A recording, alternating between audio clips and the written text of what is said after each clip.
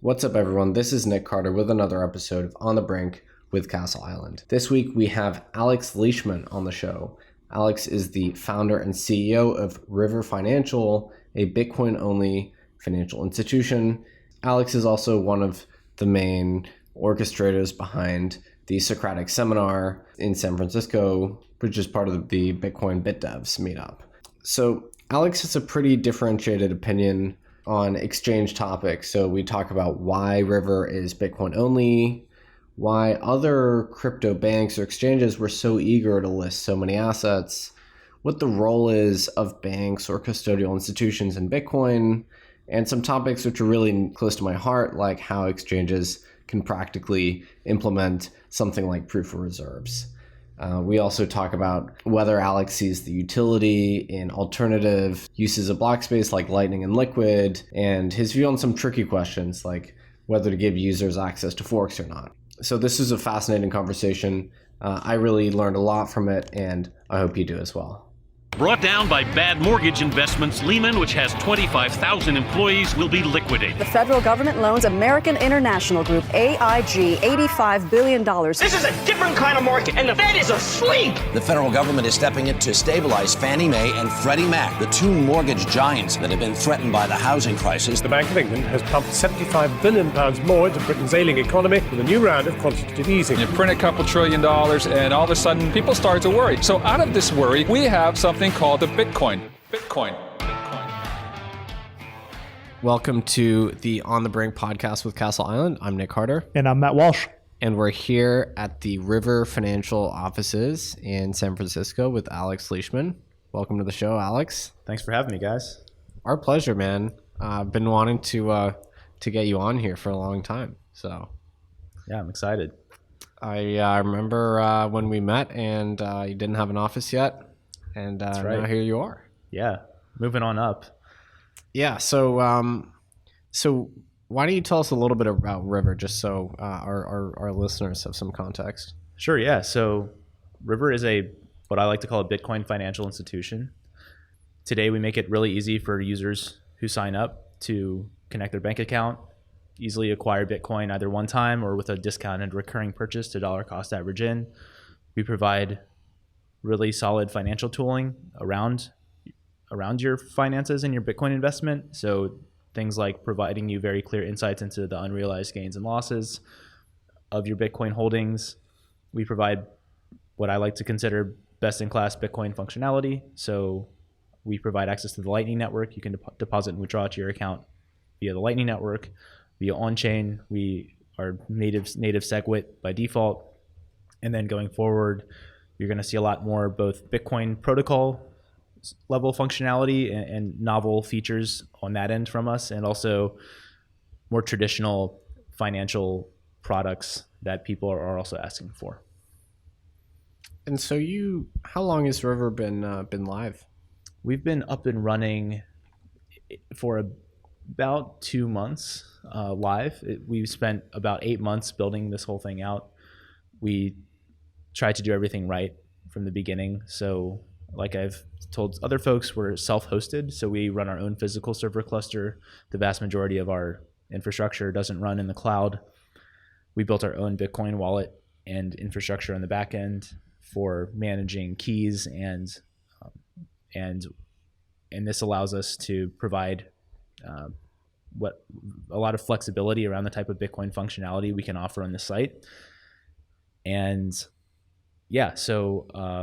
but we've been up and running for about 2 months now, and the growth has been great. The adoption has been great. We only operate in 8 U.S. states right now, but that's going to change quickly over the next few months as we get our money transmitter licenses in other jurisdictions. So River is both a brokerage and a custodian, but not an exchange, right? Correct. I think the words are all somewhat interchangeable and mean different things to different people. We do allow you to exchange Bitcoin for dollars, but we're not a product for traders. You don't see an order book when you log in. It's a very clean, simple experience for people who don't want to deal with, seeing candlestick charts and analyzing markets. Just people who want to accumulate either really quickly one time or over time, or dollar cost average over time. the insight behind what we're building is the vast majority of people, either they don't know or want to know or just don't want to bother with order books and exchanges. Like the vast majority of people in the world who buy shares of equities, they don't go to the New York Stock Exchange and analyze order book depth. Well, you also couldn't have an account on the NYSE as an individual. Right. That's true. So your insight was that people use these exchanges in a custodial manner, and you might as well drop the pretense of being a venue for traders if most of the users are going to be treating you as a bank. Right. Yeah, exactly. We want to provide the services for users who want to trust us to manage their holdings, to have the proper controls around their Bitcoin, and to be able to spend it how they see fit. And like I've said before, easily withdraw it whenever they want to. So the way I like to phrase that is we want to be an institution people can trust, but don't have to trust. So can you tell us a little bit about your path to founding River? What were you doing before? Yeah, so I moved out to San Francisco about 6 or 7 years ago to pursue the dream of being a Bitcoin engineer.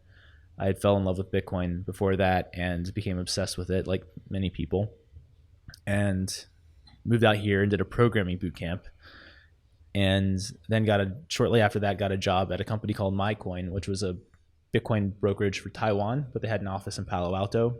So I worked there for about a year and a half, building up my web engineering skills, just breathing Bitcoin day in and day out, building consumer product around that, and then ended up going back to grad school at Stanford, where I did my master's in computer science. I studied computer security there. I helped teach the first Bitcoin class with Dan Benet as one of his teaching assistants, and helped create some of the coursework for that. And then also did some research around Bitcoin while I was there. I helped dig into whether or not using something like BLS signatures as opposed to ECDSA is a promising path forward for Bitcoin. BLS signatures are digital cryptographic signature, but they have this special property that they can be non-interactively aggregated. So in theory, you could have a single Bitcoin block, with a bunch of transactions and one signature that represents the signatures for all of the transactions or all of the inputs in the block. That kind of reminds me of how Grin works a little bit. Yeah, Grin uses Schnorr signatures, which are interactively aggregatable, but this could potentially be even more compressed than Grin. I believe Chia has BLS signatures or plans to. Yeah, Bram has done a great job building out tooling and libraries for BLS signatures with Chia. The thing is with BLS signatures, one of the big debates around it is that one, it introduces a new cryptographic assumption to Bitcoin, and that's the pairing assumption. It uses this cryptographic primitive called pairings to do the math magic that it does to make itself non-interactively aggregatable.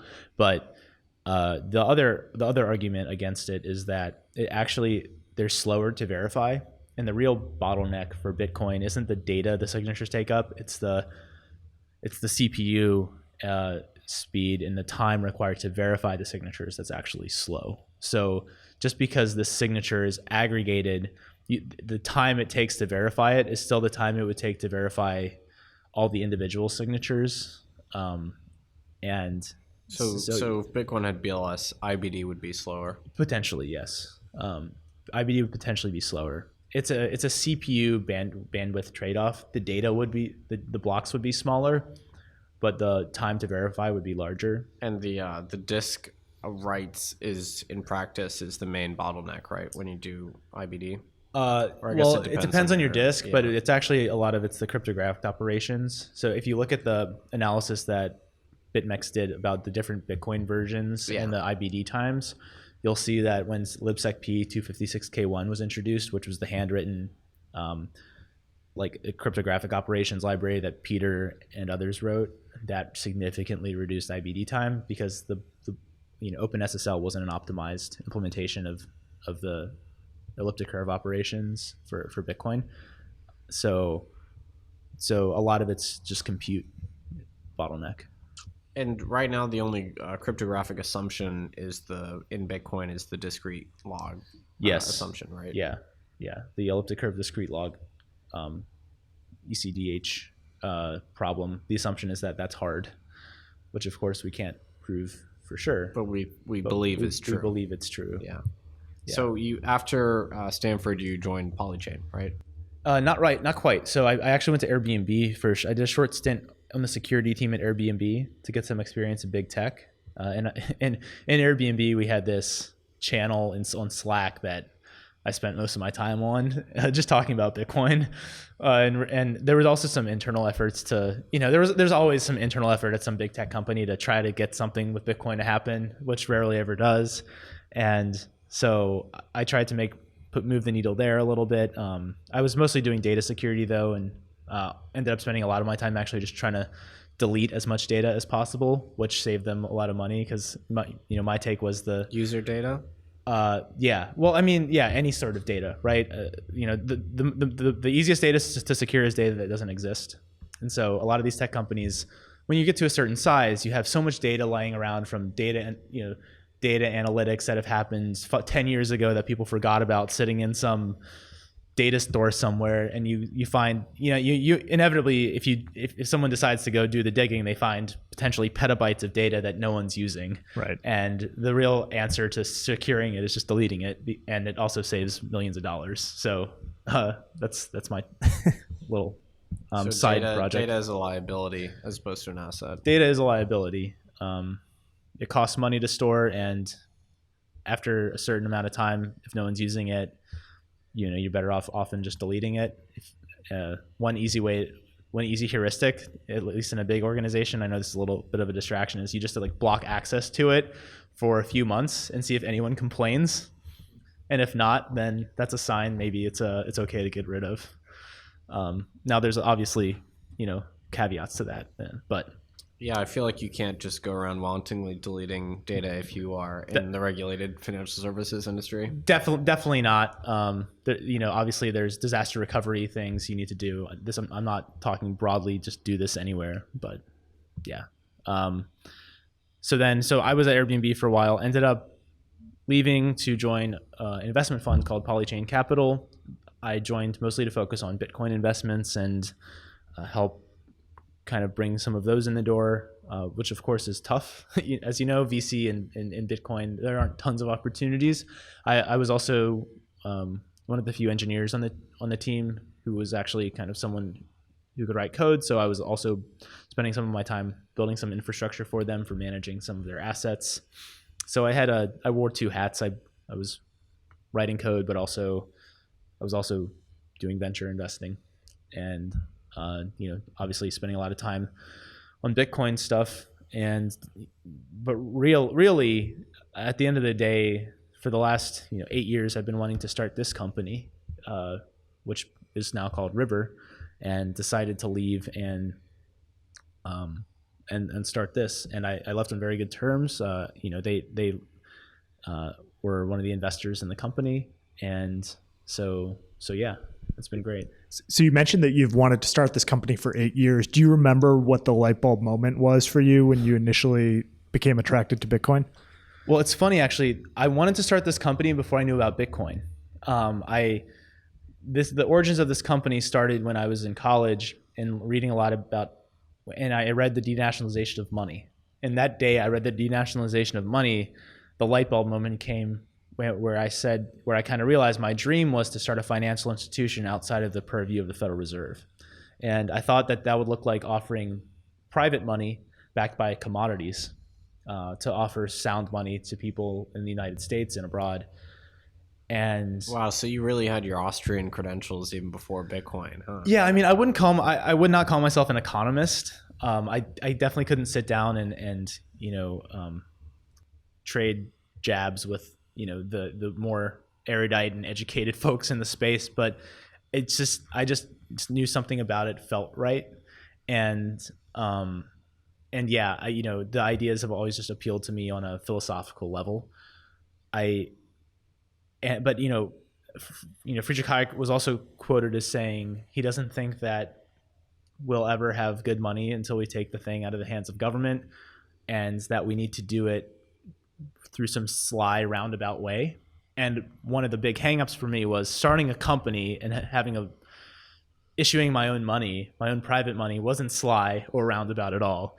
And I couldn't figure out how that would make a viable business or how it wouldn't get totally shut down by the government. So you were envisioning a private currency which would be free floating or pegged to a basket? Probably backed by a basket of commodities that attempted to, this was just a high level idea. I was 22. I wasn't, I was chewing on these things.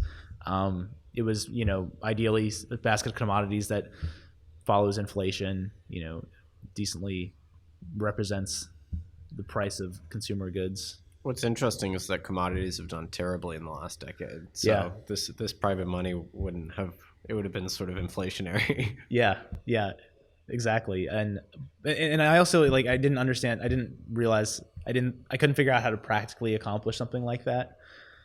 I think narrow banks in the US are kind of like borderline illegal almost. Right? Yeah. So there are like very significant structural barriers to doing something like that. Totally.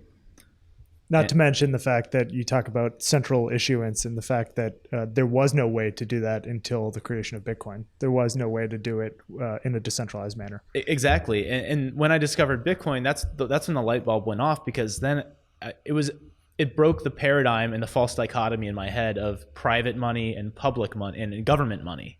It was neither private nor government. And that was the aha moment.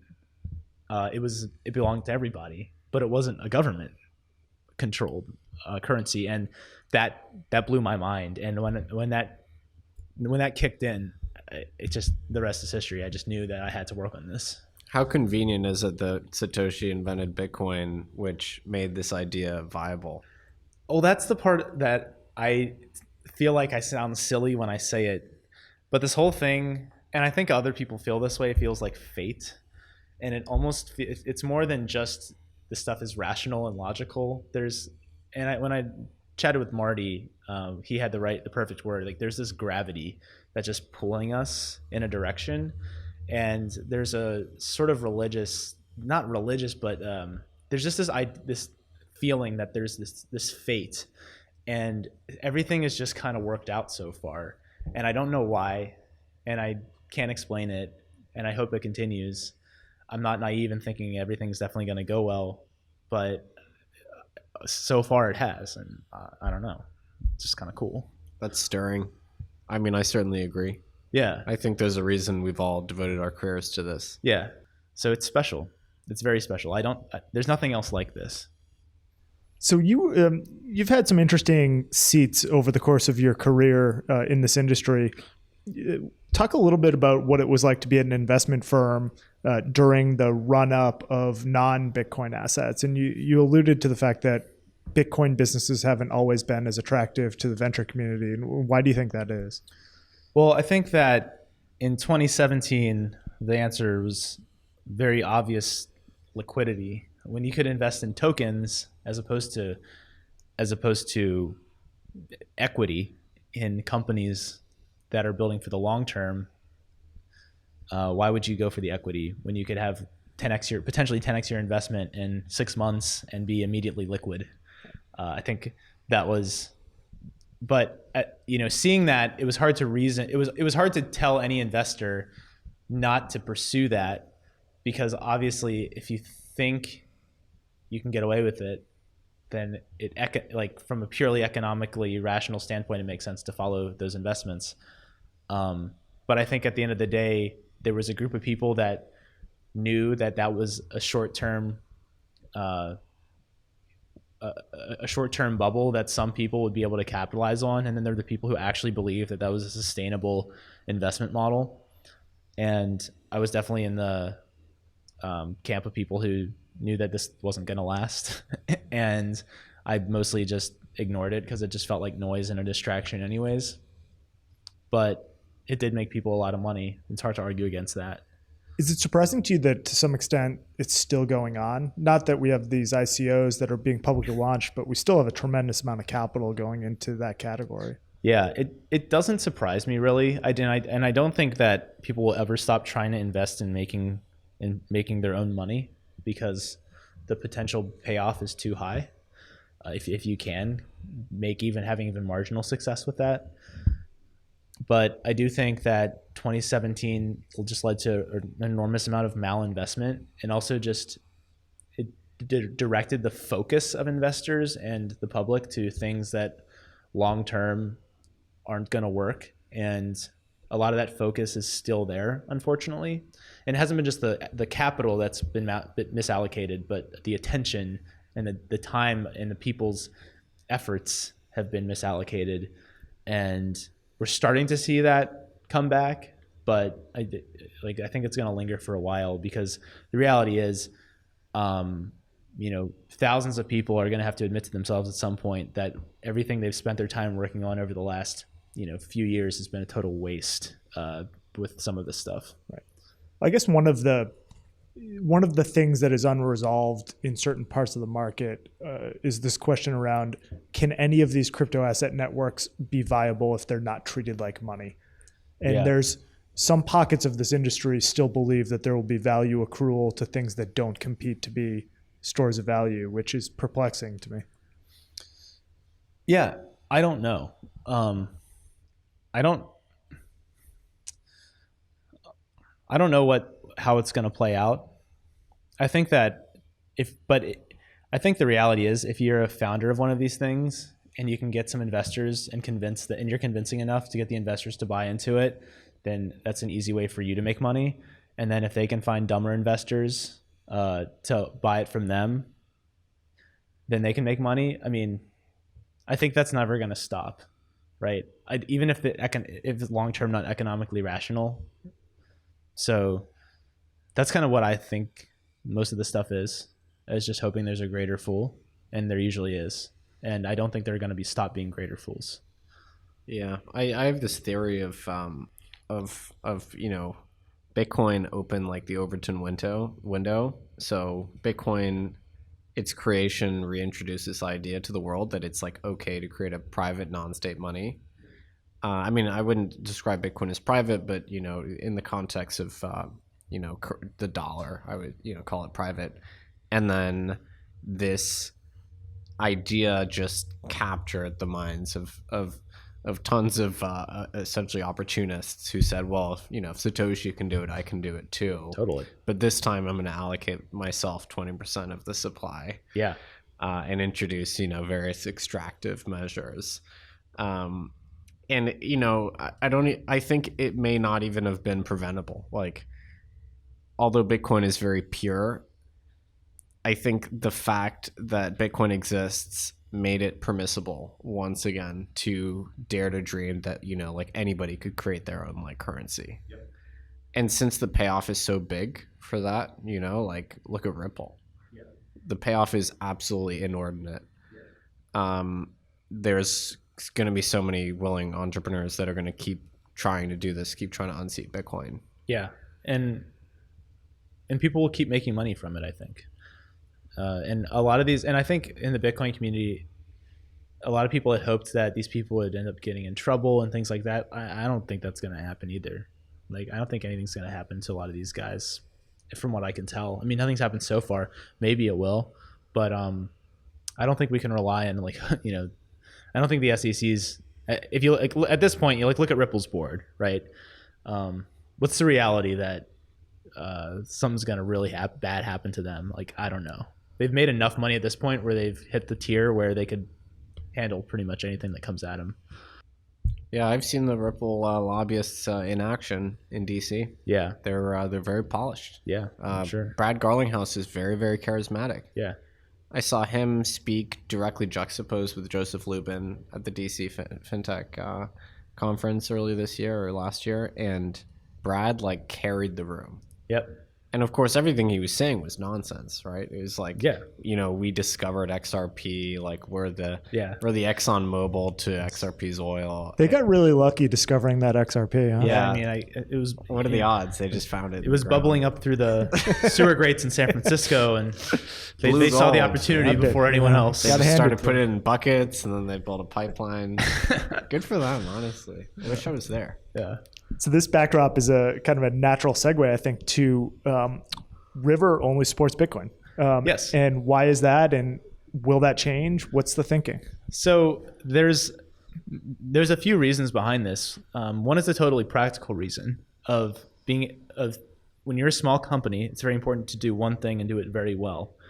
And so I actually consider our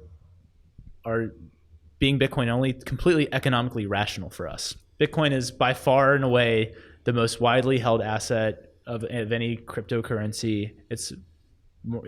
It captures the attention. It has the network effect far beyond anything else.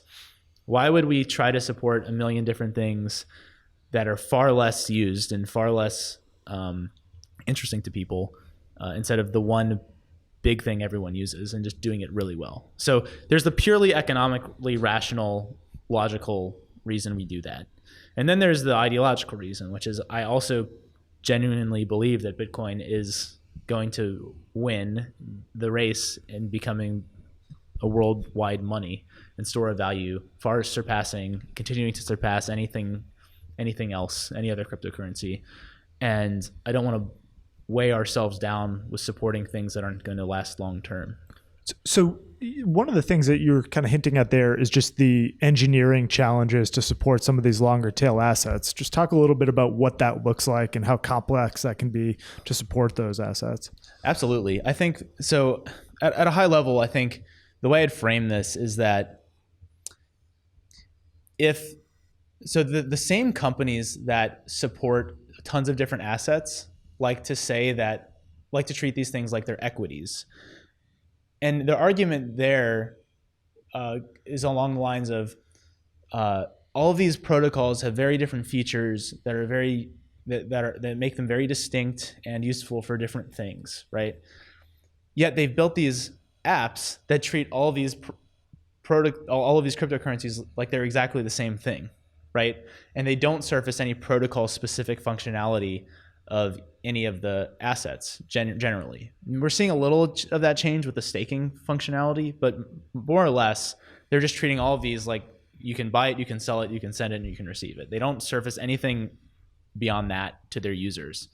So it's in my opinion, that is self-contradictory, right? And so if the special aspect of these cryptocurrencies is in the protocol level specifics of them, then you should try to focus on servicing the benefits of those unique features to your users. So with Bitcoin, that's what we try and do. So we give access to the Lightning Network. We give access to all the latest Bitcoin protocol functionality. And because Bitcoin has the best tooling and built around it, we can provide functionality far beyond what anyone else is providing to their users. So from an engineering perspective, if we had to support even just two assets beyond, not just Bitcoin, let's say we had to support Bitcoin and another cryptocurrency, our infrastructure would now have to be abstracted so that we could handle key management for both cryptocurrencies, which means that we wouldn't be able to use, for example, partially signed Bitcoin transactions as the language of communication between our Bitcoin services, between our cold storage and our wallet, between our wallet and our web app, and between our web app and our users someday when we offer functionality around that. We would have to create our own standard for storing key material. We'd have to have an arbitrary secret store for our cold storage, as opposed to using Bitcoin's native multi-sig for our cold storage. Everything would just balloon in complexity, and we wouldn't be able to do anything easily build Bitcoin specific functionality. Yeah. What's your explanation for why these exchanges or crypto banks were so eager to support so many alternatives to Bitcoin? Well, I think there's two explanations.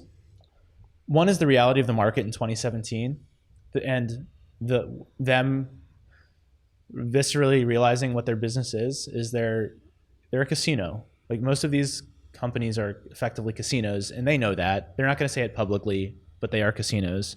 And by offering all these different assets, they were able to monetize significantly that speculative bubble.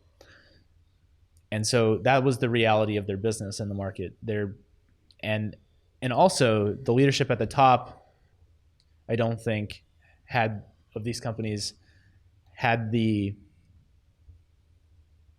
desire or vision or same opinions as a company like ours to build something for the long term around Bitcoin and treating it as if it alone is going to become this global money. They kind of see this as becoming, you'll see it in Coinbase's product, right? Right now you can log in, they said the market was up 5% today, right? They're normalizing treating these things as equities. Like this is some sort of stock market, and all these different cryptocurrencies are like different companies, and they're legitimizing what I think a lot of us would consider total garbage investments, and that's good for their top line. So it's economically rational, given the direction their product's taken, for them to do that. But I don't think what they're building is a long-term thing that's really going to last and bring this new type of money to the world. And your bet is that there will be some kind of regime change here, some discontinuity in terms of the market demand, transitioning from solely demand for supporting lots and lots of tokens for speculative purposes to supporting savings style products built on top of Bitcoin with more sophistication, more depth. Yeah, I mean, I think that there's the natural gravity and direction that the market will take towards that, and I do think that we see Bitcoin as also like the intolerant minority, right? Even people who love altcoins and trading that, at the end of the day, want to increase their Bitcoin stack generally, right? I know a lot of people who work these companies working on other coins. A lot of them really just care about how much Bitcoin they have. So I think we already kind of see this in the market, is Bitcoin is that foundation for everything. And I also think, though, for Bitcoin to go to the next level, people have to build the companies to take it to the next level. And that's also what my goal is with River, is helping take Bitcoin to the next level, because it takes people actually building something to make anything happen. Yeah, sometimes there's this potentially somewhat naive view among Bitcoiners that like if the coin just like mechanically appreciates regardless of like the various businesses built around it on top of it.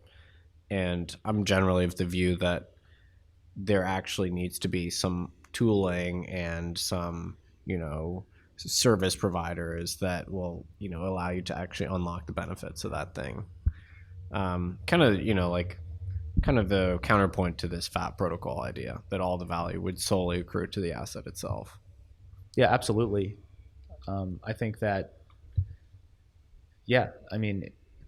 institutions are extremely important for civilization. And if Bitcoin is to fulfill its destiny and its role in the world as global money and a global store of value, we have to have institutions that have built on Bitcoin and have helped it realize its potential and provided access to people who do want to trust institutions.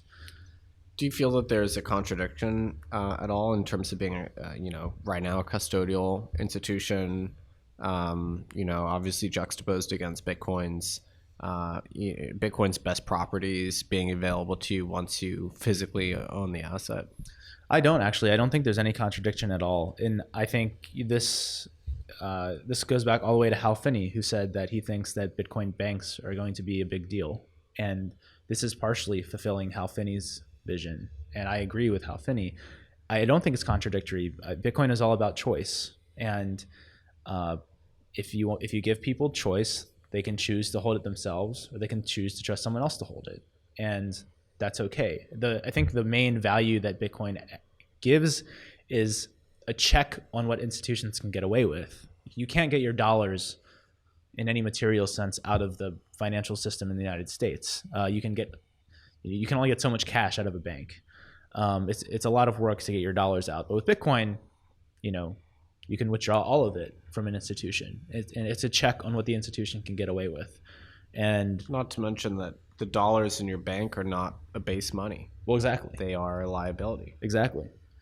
And so I don't think it's a contradiction to offer custodial services to individuals, because I think the reality is that the vast majority of people don't want to be trusted or responsible for storing their life savings on a thumb drive in a safe in their house, and having to know what multi-sig even means, or what a signature even means. But I do think that it is. I do think here's the harsh reality. There will be an institution that becomes very big around Bitcoin. Do we want those, or more than one institution? Do we want those institutions to be run by people who get it, or by people who don't get it? And the way I saw this was, if someone's going to do it, I want to do it, because I know that I can build a company run by people who get it. And I think I think that's just the reality. Right now, Coinbase is about 800,000 Bitcoins in their vaults. Yep.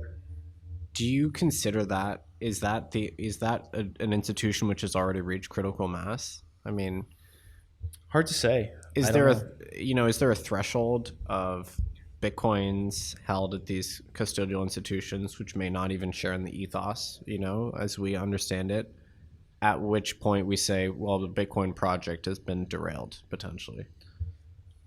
I don't know. It's hard to say.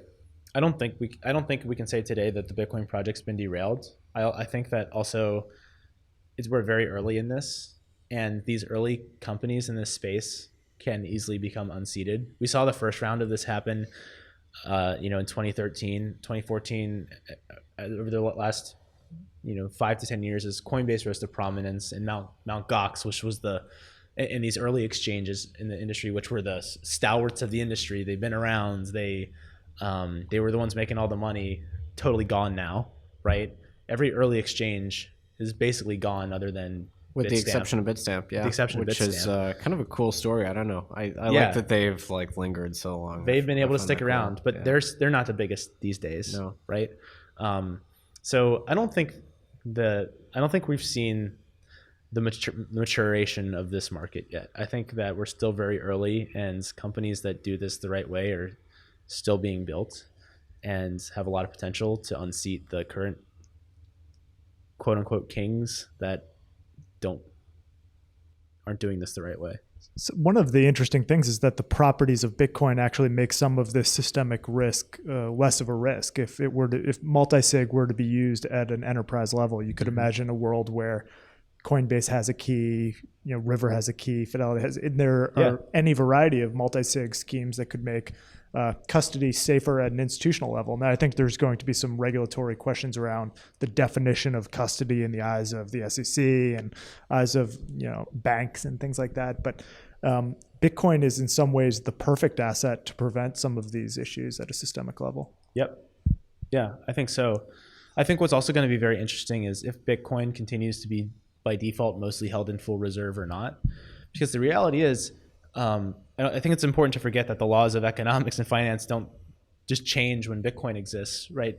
If an institution or an individual who's holding wealth, whether it's at an institution or on their own, is just sitting on that wealth in full reserve, that's economic potential that they're not putting into motion, that they're not utilizing.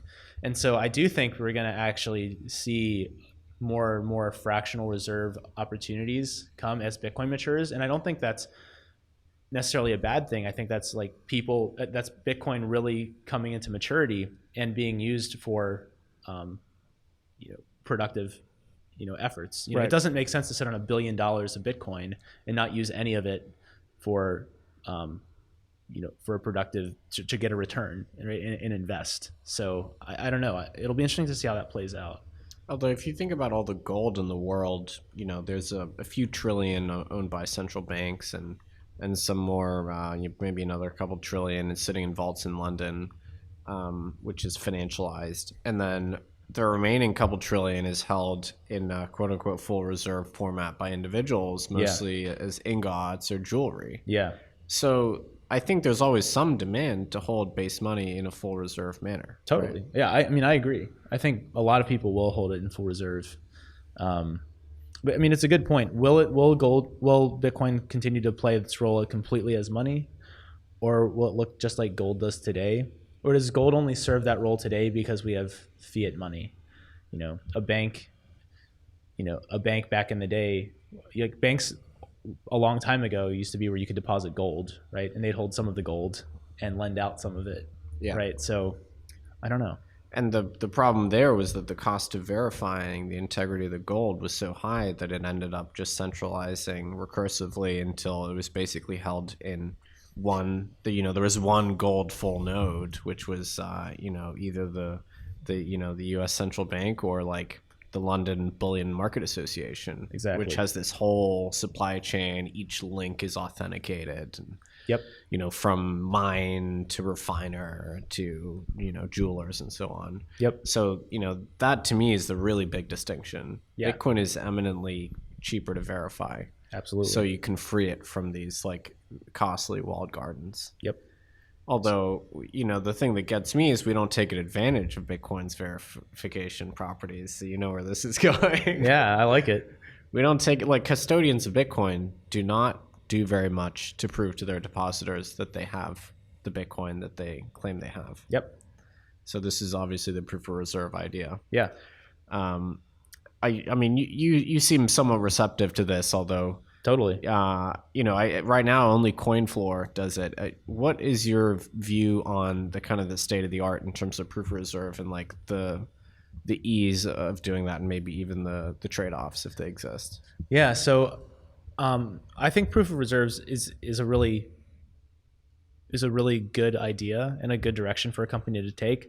I do think that it's important though for everyone to always know that no matter what, if your Bitcoin is at another institution, you're trusting them at the end of the day, and proof of reserves doesn't allow you to completely know for sure that you're able to get your money out, right? It's not a panacea. It's not a panacea. At the end of the day, that company could still block your account, right? It could still just say, I'm not going to give you the money, but I have it, right? And it's important to remember all of the caveats with various types of proof of reserves. It's easy for a company to lend or borrow Bitcoin for a short period of time to prove they have a certain amount and then get rid of it again. And you still also need an auditor to prove that the assets equals liabilities. With the liabilities being potentially diffuse or difficult to keep track of, as we saw in like 2009. Exactly. And you can have these chains liabilities that cascade across institutions. And so it's not. So I've done a lot of thinking about this. There's a lot of zero knowledge schemes. There's a lot of really complex ideas behind to do this. There's also a lot of very simple ones, just signing your cold wallet or moving it back and forth every now and then and tweeting that you're going to do it. But Binance does that. Binance does that. It shows some confidence, but how do I know what their liabilities are, right? How do I know what their user deposits are supposed to be? And if it's that amount, I don't, right? There's a spectrum of assurances you can provide to depositors. So you could do what exchanges do now, which is basically nothing. And I'm mostly talking about the like not strictly regulated exchanges, because like the highly regulated ones, you can presume that they have audits and so on, although I would like them to be more forthcoming about that. Yep. The unregulated ones, the next thing you could do is you can rely on these third parties that actually tag all the addresses and like track the balances. And if on chain, you do a bit of detective work, and if the trading volumes are way out of whack relative to the deposits, clearly something's wrong. So like people think that about HitBDC right now, by the way. So people are accusing them of doing something sketchy because the deposits don't seem to match the claimed trading volumes. That's very weak though, So then the next thing would be to go to that exchange as one of these third parties and say, here, like we think we tagged all your wallet, like your balances. Like, what do you think? Is this right? And they could say yes or no. Very few exchanges are at that stage right now. The next thing they could do would be a user-facing proof of reserve, which gives you, I think, even stronger assurances where potentially you as a depositor could verify that they actually have the specific coins that, are allocated to you. Yep. And then I think the very strongest thing would be to combine the rigors of like regulation, so genuine audit, and maybe if the U.S. ever created a regulatory standard for crypto banks or something, which seems only to exist in Wyoming right now, pair that with a user-facing proof of reserve attestation, and you have the auditor, do the tricky work of trying to assume or understand the liabilities. Yeah, I tend to agree with that. I think at the end of the day, an audit is always what you want. I have an idea for what I would like to do for proof of reserves, and I think the actual best, the company that's done it the best so far, and weirdly, I don't think they marketed it much, was back in the day. I haven't used them in a while, but Zappo. So, this was one of the things you were talking about is when you deposit segregated accounts, right? Yeah, so this is a something we can offer with the way we build our Bitcoin infrastructure is we have every user potentially gets a vault sort of account in our system or sub account, whatever you want to call it, and we have an isolated wallet on our back end for them, isolated cold wallet or path or sub key as part of a cold wallet. And whenever they deposit to that vault, they see the UTXO they sent on chain stay there and not move. And they know that came from them. They know that's their coins. And if we make it public that when you deposit a UTXO into this account, that UTXO stays there unmoved and it's your UTXO, everyone can verify that and see that it's not moving. And then the last missing piece here is to verify that we have control over those UTXOs and we haven't lost the keys. And with that, it's quite trivial to just sign a dummy transaction every quarter or something. Now the operations behind that aren't trivial if their keys are cold and scaling that to many users, but then we could provide a quarterly, proof of key ownership for all of those outputs. And then that the coins are there that you deposited and that they can be spent every quarter. And that's, where you would potentially store most of your coins with the company. And I think that would alleviate most concerns. So you could request that instead of having your coins in an omnibus account, you have them in this specific configuration. Yeah, the way I imagine it potentially working for us, and this is something we're still thinking through, is instead of just having one account with River, you can have multiple account types, whether that's just a transactional spending account, which we wouldn't have this for because the coins need to be pooled and some need to be hot so that we can satisfy demands. But then you can have this vault account where it's 3 to 5 day withdrawal period, right? It goes through multiple, notifies you multiple times, easily gives you the ability to cancel over time through multiple media to make sure that you got this notification if you were SIM swapped or whatever. And that's where you would store the bulk of your coins with us, and you'd get a regular proof of reserve. You'd constantly see the proof of reserve. You see the UTXOs were there, and you'd get a quarterly potentially proof of ownership. And yeah, so that's how that's the idea I have. One thing that kind of entertains me about this like T+4 delivery or whatever is how we are constantly reinstituting deferred settlement as financial institutions that touch Bitcoin, while the whole point of Bitcoin was to have that immediate final kind of physical settlement. But deferred settlement actually has its uses. It's there for a reason. Yeah, I have some thoughts on that, and I think that touches a broader. I think that touches on a broader topic of the Bitcoin community actually not acknowledging that the financial world, having developed over the last couple thousand years, has gotten some things right. We gotta give it to them. You got to give it to them. Like they've gotten some things right, like this whole double entry, bookkeeping and accounting, financial tooling, best execution, like the math behind performance tracking and these kind of and controls around accounts, like these account structures, and like the fact that banks move slowly isn't not necessarily because they're evil. It's because, one, they're kind of old, but two, things that move slowly are more secure generally, right? If you have to go into a bank, walk in, show an ID to make a wire, like just adding that barrier to physical presence, makes it harder for someone to steal your money. It's much less convenient, totally. But there's a very clear trade-off between convenience and security generally, and I think that. I do think that there is something to the way banks operate that you don't hear every day of your people's bank accounts being drained. Yeah, right? They are getting something right, and it's important to acknowledge that. So you bring up a great point, and it sort of speaks to some of the market structure things that we like to explore on this podcast. In traditional financial services, you'll see a bifurcation. You'll see brokerages are very different from exchanges, who are very different from custodians. Yeah. The way crypto assets and this market structure has evolved, it's sort of a vertically integrated stack in some respect. Yeah.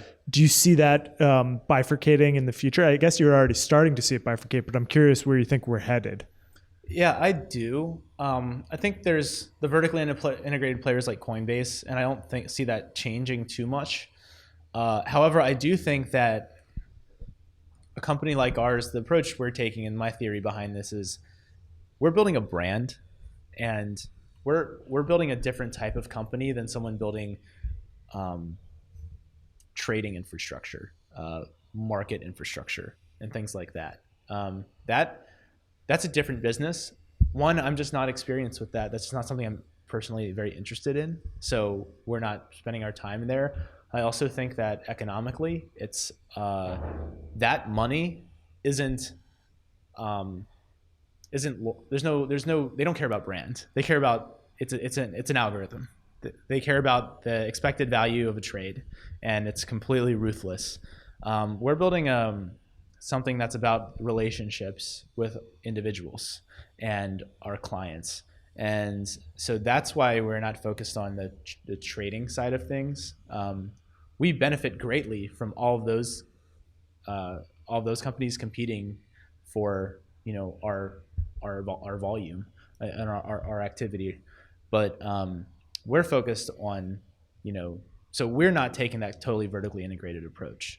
We're focusing on building really good consumer and institutional grade tooling around managing your assets, and some people call that custody. I don't really like that word because it kind of you don't call your bank account your dollar custody. It's just because they don't even have the dollars. Well, they don't even have the dollars, but it's just it's your account with us, and we want to provide you the services that you want to easily manage that, and we want to have a relationship and with our clients. Because at the end of the day, we're hoping to build long-term relationships and build a service that makes our clients, really happy, and it's just a different game. So one thing I'm pretty curious about is like exchanges as stewards of the Bitcoin system. So they consume the most block space of any sort of entity out there. Yeah, and they've been pretty bad stewards, Yes. So. Like, I used to joke that they're like Denethor, like the Steward of Gondor. I don't know if you're a Lord of the Rings fan. No, I don't. I've seen the movies, but it's been a while. So Denethor is Boromir and Faramir's dad. Okay. He's the guy he wasn't the king of Gondor. He was the steward, so he was like taking care of it until the king, who's Aragorn, returned. And he did a really bad job, like he wasn't awake to the threat from Mordor. Yeah. So... And then eventually he threw himself off the top of Minas Tirith. Oh, okay. So exchanges do a really bad job they have a responsibility towards the protocol, in my opinion. Yeah. And for the most part, it took them a very long time to adopt SegWit. for the most part, they don't do batching. Yep. For a number of reasons. And generally, they just use Bitcoin in an incredibly wasteful way. And they have these super fragmented UTXO sets, and like the whole thing sucks. Yep. What can they do better? What are you going to do here, mindful of your duty to steward Bitcoin block space? Yeah. This is obviously very important to us. Batching is very important to us. We built batching into our service from day one, the ability to do it.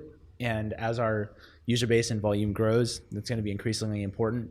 One of our plans is to actually surface that in the UI and allow our clients, when they withdraw, to choose between an immediate withdrawal or a batched delayed withdrawal. Because you need latency for batching to work, really, Right. unless you have extremely high volumes. But they can't.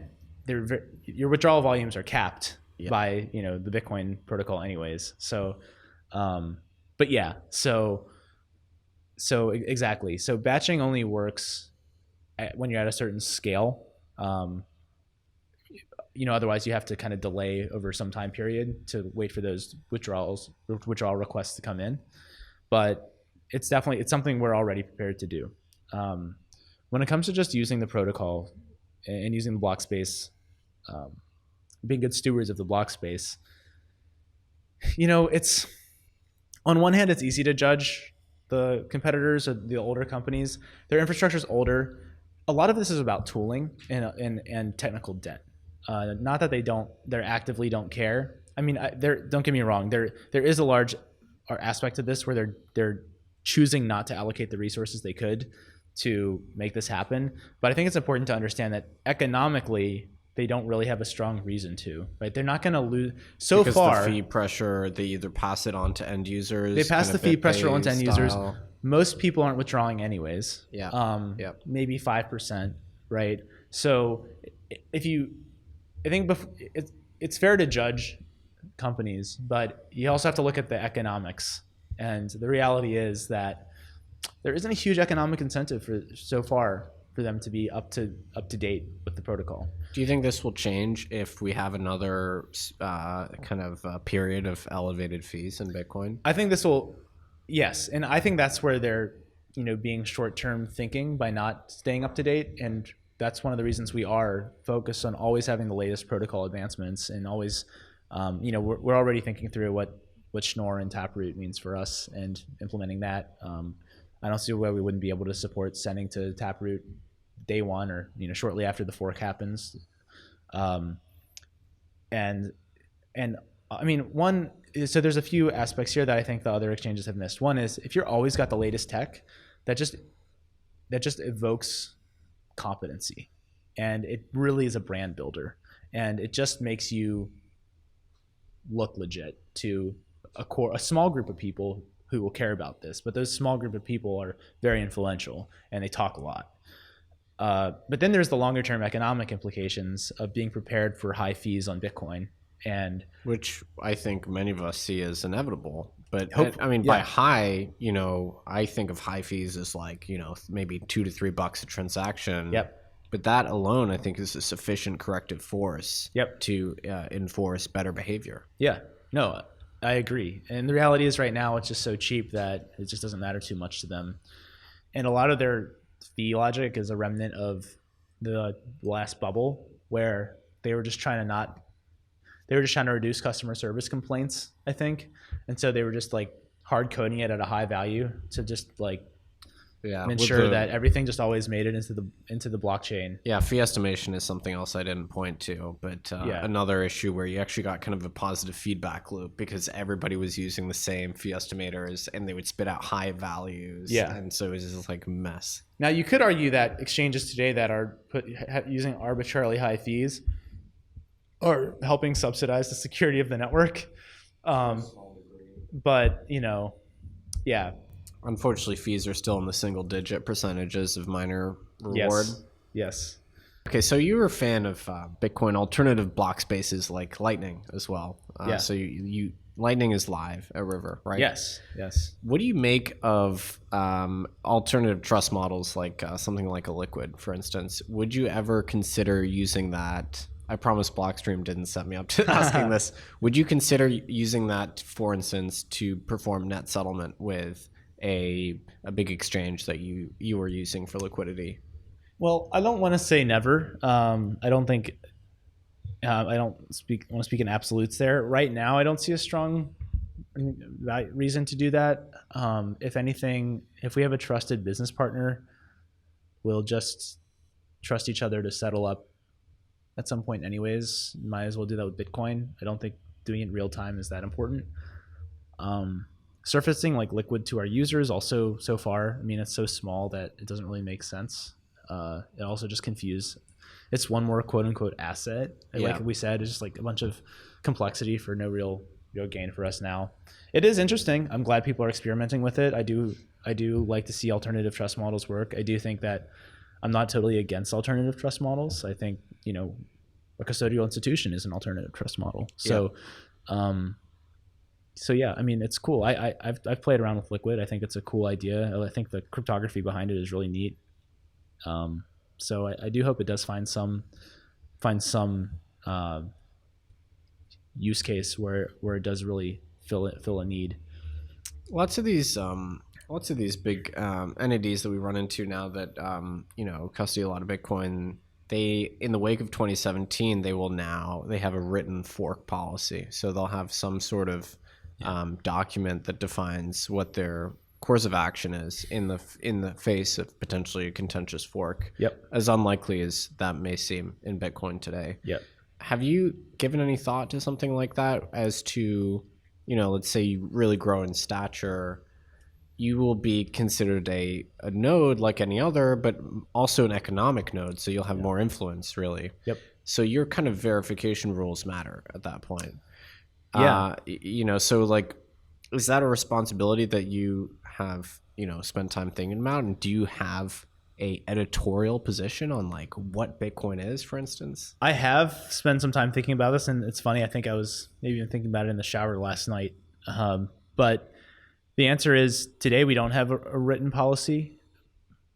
We probably should, but I also don't know how to do that. It's not. I'm kind of someone who leans towards this idea where trying to write down rules for something so inherently complex as Bitcoin consensus for our company is just going to cause potentially, I haven't fully thought this through, I'm just kind of thinking out loud here, but one of my hesitations, I should say, is that writing that down explicitly will cause more problems than it solves.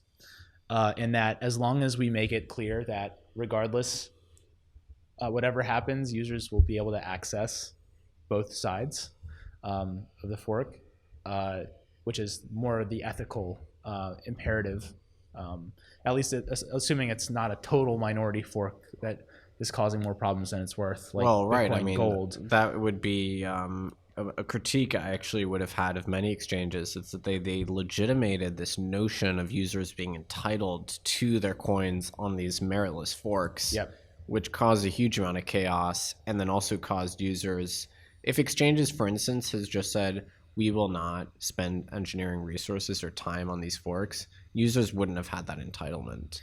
Yeah. But they were attracted, they saw the price on CoinMarketCap, and they're like, oh, I've been shortchanged here by like $56 because I didn't get my Bitcoin diamond. Well, and I think the lawsuits also probably started rolling in too, if I had to guess. Yeah. If anything, it should be a lesson in people overrating the economic value of these forks based on like an initial high print on kind of on a CoinMarketCap. Yeah. I mean, it's admittedly something that we need to do more thinking about. Luckily, we're not, that era is behind us, and more might, when that comes next, when's the next fork fest? I don't know. But we need to do more thinking about that. I'm hesitant to try to figure out a set of rules that define the fork we'll follow if there ever is a truly kind of equally contentious fork that's not obvious. Because at that point, your rules maybe start won't be able breaking to, down. Yeah, you can't anticipate. Exactly. I feel like it's a bit of a fool's errand to try and preemptively write rules for that. But when it comes to like minority forks, we have to figure that out. Realistically, if it's over a certain value, you pretty much have to be able to give that to customers, I think, or else they're going to get pissed. No matter what you told them ahead of time, they're going to get pissed. Or you could say, we're never going to support any forks and avoid the problem entirely. Yeah. I just don't know if that's actually realistically tenable. I tend to think that the failure of a lot of those forks, it was certainly a gambit, and we saw some like very creative stuff like with Bitcoin Private, which was like deliberately extractive in nature. The failure of all of those forks means that it's probably less likely that we get any more anytime soon. That's my hope. Yeah. Just for you personally, would you want to see a version of Bitcoin that had confidential transactions in it? I used to be more supportive of something like that. I think as I went through grad school, as I matured as an engineer, I'm actually more and more skeptical of including anything like that. One, because it often inevitably comes with it. 100% increases the complexity of the system. Two, is unlikely to bring any sort of absolute privacy, and it's going to be marginal improvement in privacy. Yeah, because in practice, these systems are not truly private with just obscuring balances. Yeah, and anything humans make is susceptible to bugs, and something as critical as Bitcoin, just having the values out in plain sight. The values of the transactions, having it trivial to detect any sort of inflation is, I think, more of a benefit than a cost. I do think that the fact that Bitcoin is so easy to verify the supply is part of its value proposition to the world, even though it does hurt its privacy. It does have an impact on its privacy. I'm very scared of complexity. I like, look at Zcash, right? They had one of the subscripts in the Zcash paper in one of the formulas was a typo. Yeah. And there was like a 1 instead of a 2, and that was implemented and led to a completely fatal flaw in the first version of it that they luckily fixed without any real catastrophe. But I'm just too scared of this stuff. We actually don't know if it's been exploited yet. Well, we don't know, because it's in the shielded pool. They have this turnstile thing, but yeah. We don't know. And, you can get the smartest PhD who understands this math inside and out and who reviewed that paper and they didn't catch it. Right. Well, so that's the problem with cutting edge cryptography is that the set of people that can actually use it and review it is small. Yeah. And that's the thing. Like the thing about cryptography that I love is that it's so dynamic, especially in this era. There are so many advances, but I think it's important to remember that we don't understand this stuff that well, and we have to be very careful when we choose to use it. When it comes to using it for experimental encryption for messaging, fine. But when it comes to like the base protocol for what's potentially the money of the world, we have to be very, very careful with any sort of fancy math. So we'll let you go in a minute, but one thing that I really wanted to ask was, if you look at the financial sector in the last decade, it's increasingly used for political purposes as opposed to just being a neutral service provider. Yep. So banking has become politicized. We see absolutely, public lobbying, even bills being promoted in Congress to like strip all gun manufacturers of their bank licenses, for instance, or bank relationships. Regardless of your stance on that issue, you can see how, if that kind of behavior becomes normalized, it's really destabilizing to society. And and like if you look at the world at large, the U.S. has totally embraced this idea of using their position, their status as like the world's full node operator for finance for these strategic, even military purposes. Yep. And this has also trickled into crypto. So, infamously, WikiLeaks was one of the entities that catalyzed some public knowledge of Bitcoin in 2011. Satoshi was actually a little bit nervous about that. And then, lo and behold, fast forward to, I think, 2017, and Coinbase deplatforms WikiLeaks. their merchant account because they have committed wrong thing, because they offended them or they didn't conform, to the correct political opinions. What do you make of this? And, do you at River have a commitment to not deplatform on the basis of like political opinions? Yeah. So these are great questions, and I've done a lot of thinking about this, and I'm personally very much on the side of pro free speech, pro allowing anyone who's to use our platform. I don't want to ever ban anyone unless I'm legally required to, right? That's the heuristic I take. Now, the reality of the situation is a little more complicated, and that's because a company like Coinbase and a company like ours and other companies in the space rely on third parties to process payments. And that's really what the gotcha is here. It's not necessarily the government telling Coinbase that they need to remove WikiLeaks' account. That might have been the case with WikiLeaks. I don't know. But these entities are beholden to Visa and the banking system, parties, right? Yeah. And so, for example, toy scenario here, but let's say you're some online, SaaS company, and you process payments via Stripe or Visa and MasterCard, and Visa says, I found out that Joe Schmo is using your service to do this, to sell gun to this gun manufacturer is using your service to I don't know, pay their employees or something like that. I'm going to shut you down. You can't process any payments if you don't kick this guy off your platform. What choice do you really have?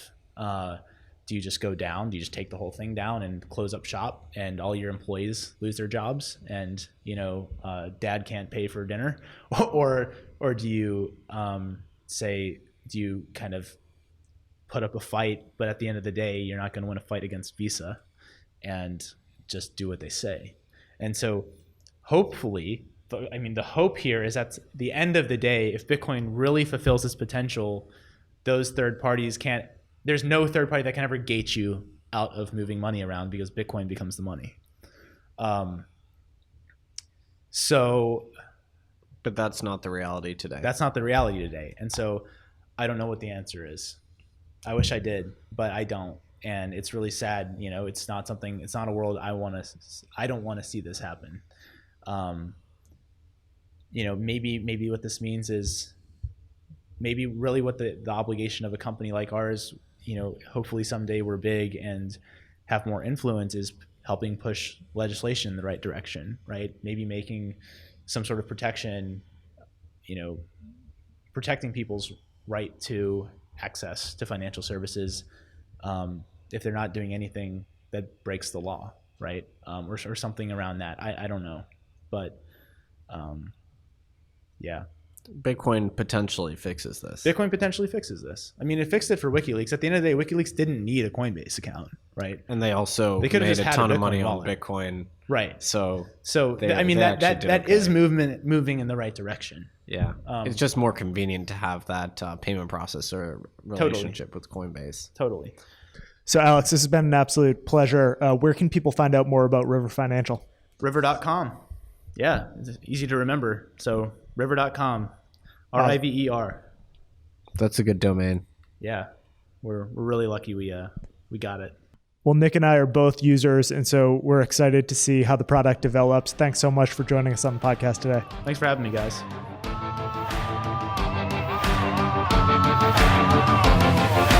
I